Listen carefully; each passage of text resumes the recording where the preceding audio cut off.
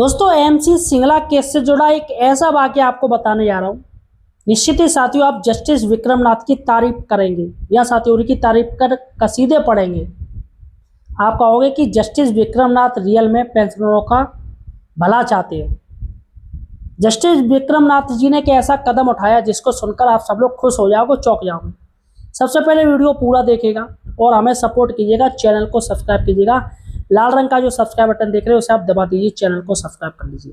या साथियों देखिएगा, मैं आपको बता दूं क्या मैटर है। सुप्रीम कोर्ट ने हैदराबाद के प्रसिद्ध फेमस जो लॉयर थे, वकील थे, जिनका नाम है श्री नागेश्वर राव को एमसी सिंगला केस के मामले में स्वतंत्र अधिवक्ता के रूप में उन्होंने उनको जिम्मेदारी दे दी कि आप स्वतंत्र अधिवक्ता होकर इस केस को लड़िएगा। और बाकायदा साथियों नागेश्वर राव की साथियों सुनवाई भी हुई थी। वो अधिवक्ता के रूप में उनकी मैं आपको बता दूं 20 और 22 जुलाई को जो सुनवाई हुई थी उसमें साथियों वो ऑनलाइन रहे थे उपस्थित, लेकिन टेक्निकल फॉल्ट आ गया था, टेक्निकल प्रॉब्लम थी जिससे वो सही से नहीं सुनवाई हो पाई।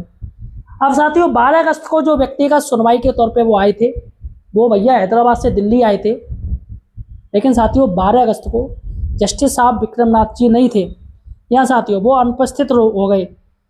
लेकिन विक्रम राव जी कुछ ऐसे फैक्ट चीज लाए थे, ऐसे जानकारी लाए थे जिस पर साथियों इस केस का पूरा असर पड़ने वाला था।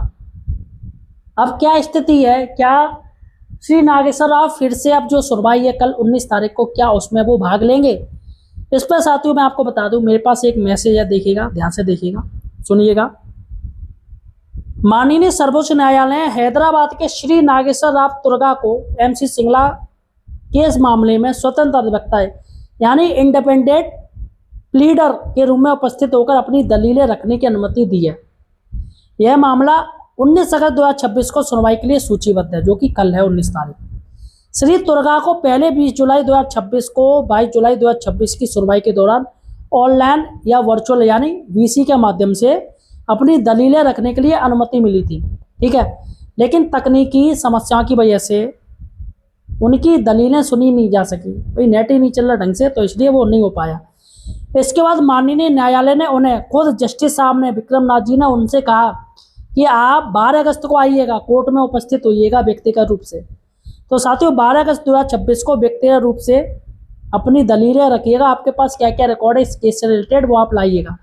तो यहाँ पर जस्टिस साहब चाहते हैं कि भैया और ज़्यादा से ज़्यादा हमें केस के बारे में जानकारी हो सके। सबसे बड़ी बात है साथियों 12 अगस्त 2026 को माननीय न्यायमूर्ति विक्रमनाथ जी की अनुपस्थिति के कारण वो एब्सेंट हो गए, जिसके कारण सुनवाई नहीं हो पाई इस मामले की।